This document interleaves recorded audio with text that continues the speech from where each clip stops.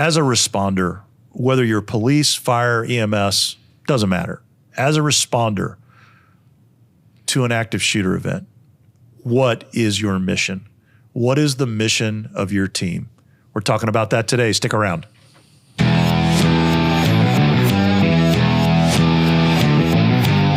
Welcome to the Active Shooter Incident Management Podcast. My name is Bill Godfrey, your podcast host. I am joined by two of my other fellow instructors here at the National Center for Integrated Emergency Response. I've got Pete Kelting from the law enforcement side. Pete, good to have you back in the studio. Pleasure to be here, Bill. And we're also rejoined by Kami Mertz, a favorite of the podcast series. The podcasts with you always seem to do very well. I've heard. Yes. Yeah. I'm feeling a little left out, Pete. How about you? He does really well too. Yeah. That's good. Okay. So today's topic is the mission of responders in an active shooter event, regardless of whether you're police, fire, EMS. And this, of course, comes down to priorities.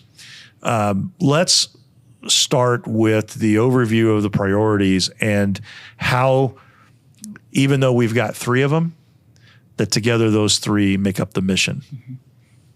Absolutely, Bill. I mean, from the instance of the alert tone for law enforcement, and we're responding to an active shooter, the law enforcement officer's first mission is to respond and put that bad actor down, neutralize the threat, right? That's what we're focused on. And we have to have that intel to show us where we need to go. Where is the shooting happening? What type of stimulus is pushing that active threat for our mission from law enforcement is to put that bad actor down. Well, and I think also is to recognize what is the active threat. What does that mean for us? Is the active threat, that active stimulus, that driving force that is pushing us forward, the bullets, brass, intel, right? The screaming, he just went there, she just went there, whoever it is. So the active intel that is driving us, the active stimulus by shots still on scene, all of those things moving us towards that active threat. And it comes down to the mission is made up of three priorities: is deal with the active threat, rescue the injured, and then clear and make sure that there's no further threats as you're trying to return back to normal on the facility.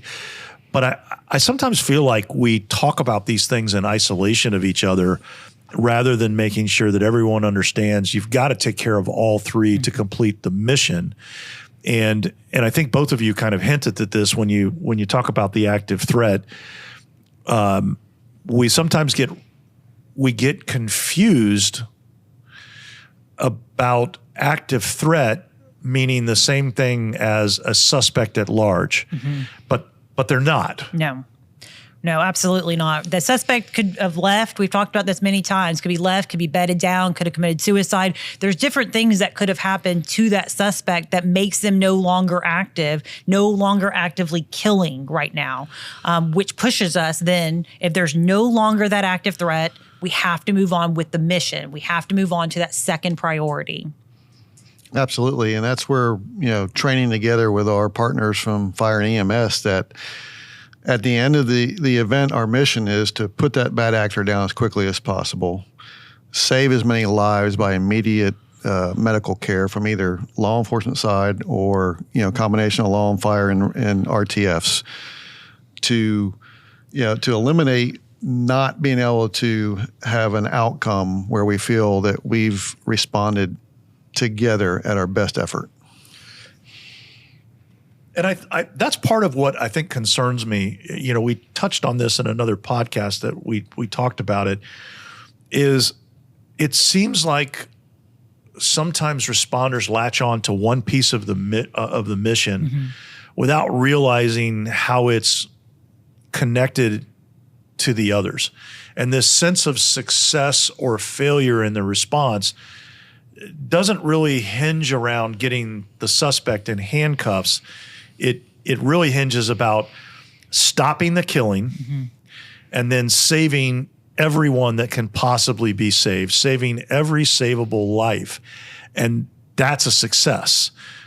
We'll get the bad guy in custody one way or the other, sooner or later, whether they fled, whether, whatever the case may be. Why do you think we're having such trouble or challenge in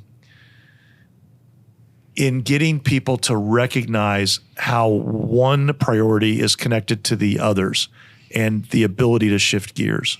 I think from a law enforcement perspective, a lot of times we train just tactics for our officers on the street, right? And that we have to, a lot of our deliveries, we always ask people, are you leaning forward into what's next? Do you understand what makes the next part of the mission successful? Do you understand what information needs to flow from contact teams to tactical, to triage, to transport to make their mission successful? Do we lean forward enough to know that we need to establish casualty collection points now with additional contact teams identifying warm zones and those immediate action plans to continue pushing towards an active threat if we have the stimulus? Or we slow down, take a breath, and figure out what we need to do next? Or are we leaning forward into what is the next priority to continue the mission to a successful outcome? And understanding also of how those first two priorities, active threat and rescue, are tied together, how they are really married together. You are stopping the active killing so that you can stop the active dying. You're trying to prevent him from making more injured patients, right? So that's what we're trying to do. We want him or the bad actor to stop killing. So we have to stop the killing, but stop the dying. But if you don't have any more active killing, that active dying has to be your priority. You can no longer chase somebody who is no longer putting down gunfire or has been contained to an area where we can locate them, the intel is driving us, there's something driving us towards them, and completely ignore that married partner of that rescue, and creating those warm zones, starting that direct threat care, and getting those rescue resources downrange so that they can really start that treatment. Pete, you've got a great phrase that you came up with in coaching at the tactical position, asking the tactical group supervisor, hey, what is your threat right now? Is it the bad guy or is it the clock? And it's a great wrap upside the head to go, oh, darn it, I'm focused on the wrong. Should we be asking the question, instead of talking about active threat and rescue, just say, what is the threat to life right now? Absolutely. I think that's a great point, because that is exactly what it is what is the threat to life right now? Are we going towards that active stimulus, or is it the bleeding out that is killing people? What is our threat? Yeah, and Bill, when I say that at the tactical position, it's very obvious when I'm talking to the law enforcement officer who is just living in the silo of just tactical thinking right then and there. When I say, what is your threat right now? The bad guy or the clock? And they think, okay, not the bad guy right now, because I don't have any more information that, we're chasing anybody. And what happens? He or she turns to the fire representative there in triage and go, you know what? We ought to focus on RTFs. It's your time. We ought to work a little bit more together. And it's natural for law enforcement to get tunnel vision on tactics, because that's the main goal that we think we're evaluated on is, are we successful tactfully, right? We put the bad guy down, we do the high five and all that, and then we forget that we can do other things. Do you think that we might have better success if we focus the messaging to law enforcement to saying, evaluate what is your threat to life? Is it a suspect, or is it the damage that's already been done? Absolutely. And keeping that big picture, which is what that is, right? Keeping a bigger picture than that little tunnel vision of what your little lane is keeping a big picture. And it's really important, especially for tactical triage, those ones, to keep everybody on task, to keep everybody on mission, to look bigger picture, much bigger picture, and to keep everybody on the mission. So our three priorities of the mission, active threat, then rescue, then clear, is certainly, and they're numbered 1, 2, 3 Yes. in terms of priority. It doesn't necessarily mean that you can't do more than one thing at a time. So let's talk a little bit about that. Yeah, absolutely. Right. So if you have enough resources and you get resources downrange and you get on scene and you start doing the things, start building towards the intel, any active stimulus, and say there is none. There's no active stimulus. There's no reason to believe the threat is still active. And you have additional contact teams come on, and then you can make that decision. We're going to set that casualty collection point, but we have enough resources on range to keep going and keep pushing and start moving towards that clearing, right? Start moving towards that, and also start creating immediate action plans. If there's an active threat, we're going back and we're circling back around. ground, but we're not letting down those other priorities because we have enough resources. Everybody can have a mission. Everybody can be part of the mission and to be successful. Yeah, and absolutely, we can get to that clear in certain areas of a venue, right? Our school environment that we deliver quite often, we look at the training level of are you ready to backflush? Are you ready to take these two buildings and make sure you don't have any other victims laying around, things like that? It doesn't mean that you have to think clear as I got to wait till I can clear the entire building at one time. I think it was the Covenant school shooting, the after action report. They talked about focusing just on where she was, trying to get to her and deal with the victims at that time. And I think in that after action report, it says that they eventually use SWAT team members or some other type of personnel to do the rest of the clearing for that big school. So we got to stay focused on what is it at hand. Like we said, what is our threat right now? The bad guy or the clock? And we know where our injured are at that time. Let's focus on our injured at that time. And I think clearing, the other portion of clearing is we are not only, what you're talking about too, is we're not only looking for the threat, we're looking for additional injured. And I think it's very important to keep people's mindset when you're going through that you have contact teams or setting up the casualty collection point and you're bringing additional, but they're looking also for additional injured, right? So they're looking for, so the mission is still, there's no longer an active threat. You're still looking for additional injured, but that's what you're utilizing those resources for to push forward. Are they looking for a threat potentially that could be there, but their mindset is still rescue. So their mindset is rescue. I'm looking for injured. If I come across injured, I'm no longer pushing past that injured and saying I'm still looking for this threat. That person's injured. We're going to take priority of that and we're going to stop, and then we can push additional contact teams to push forward, right? Because you might have a second casualty collection point now, or you might be pulling that additional injured back to your casualty collection point. But you also don't want to just continue to be like, well, I'm clearing, so I'm just looking for a threat. Looking for those additional injured is really important, especially at the school scenario that we do, to make sure, because they could have been injured somewhere else and us move past them if we're not moving on to that. I think that's part of what makes it so challenging to respond to one of these events is it's very hard to what I'll call stay on script. You can stay on script for like the first minute, 2 minutes, and then all of a sudden you're like, well, this is a little different here, and I want to make this adjustment here, and then bam, you're off script. And I say that with this idea in mind. The number of real world active shooter events where the threat, the active killing ceases by actions or the presence of what essentially is the first contact team. And sometimes they're organized as a contact team. Sometimes it's a solo officer. Sometimes it's 3 solo officers, 4 solo officers moving in. But the number of times that let's say it this way, the number of times that the problem is solved by those first 4 officers on scene is an exceptionally large number of these events. And so that second contact team, it's so tempting to say their default task should be to come in behind the first contact team and start taking charge of the injured, getting the casualty collection points secured. I think the challenge with that is you got to be careful in overly scripting it, because as soon as you do, it'll go off script. You've got to give people, it's not enough just to give them a recipe to cook. They have to understand, okay, I can change the order that I add these things. I can add a little extra salt. Yes. I can add some onion or take it away, or I can still have a very great meal that I've prepped, and I can put it together loosely from this recipe in 5-6 different ways. But doesn't that start with having to learn the basic recipe in the first place? Absolutely, but it goes back to that immediate action plan. And are we training to respond to the different left and right turns that come about that you're speaking about? Are we ready? It may be scripted. Like you said, the first contact teams are downrange, the follow-on teams are setting up CCPs, and then something happens. Is it fluid enough? Is the confidence of leadership in those teams to be able to talk about that quickly? Hey, if something happens, we're going here, you're staying here. It's just really being ready to adapt to whatever's in front of you. Yeah, that mission of what's our threat to life Yes. right now.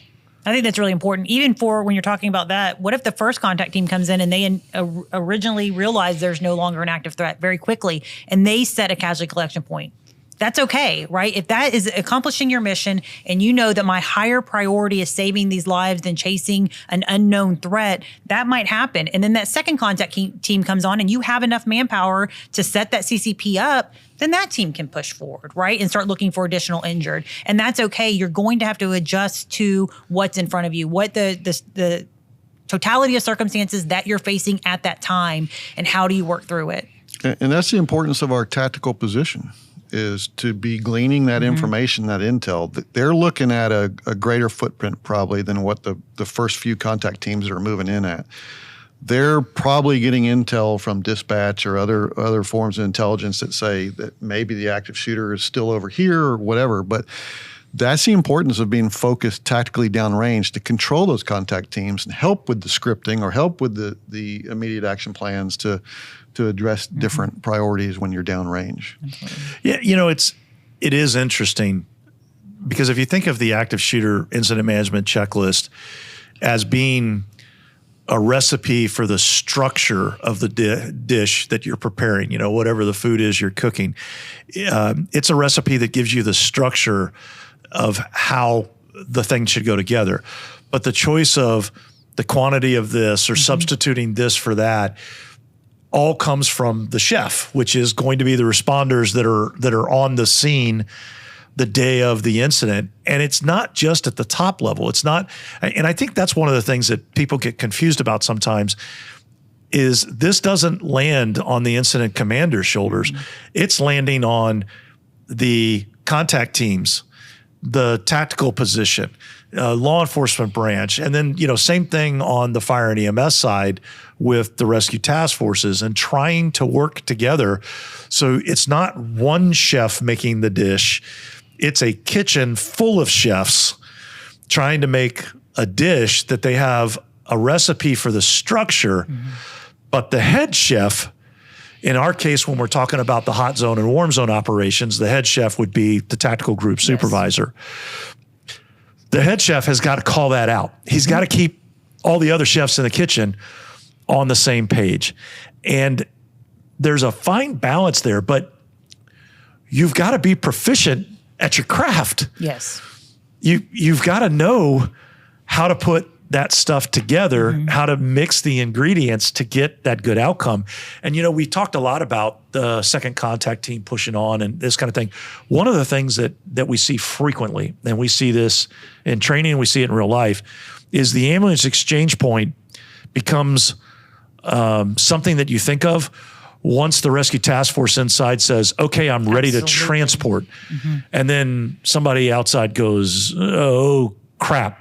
And then we've just lost 5 to 10 minutes trying to get an ambulance exchange point secured. That's that thinking that next level, right? Is when I'm training in the classes, I'm very big to say, right, you have your contact team, you have your casualty collection point. What are you going to need next? They have to go to the hospital. So what do you need? Doing that natural progression of starting that security element, pushing that security, but it's thinking that big picture, thinking what's naturally going to have to come next. And that's a big job for tactical, but that is for the mission, right? So you're saying they're making the dish. They have to know you're up next. So I'm going to need your ingredients next. So you're up next, and seeing that bigger picture of the entire mission that's going on to keep everyone on task. But that's a huge one. And you're completely right. We see that huge delay in ambulance exchange point. They got rescue task forces downrange, we're good. But it's really, they need hospitals, right? So they need ERs. That's what they need. And so we have to get them off. And so that has to be the next mission portion. And generally, we got to get a contact team to secure that area. Absolutely. And it's funny we're using these analogies of chefs and ingredients and kitchens, but it's,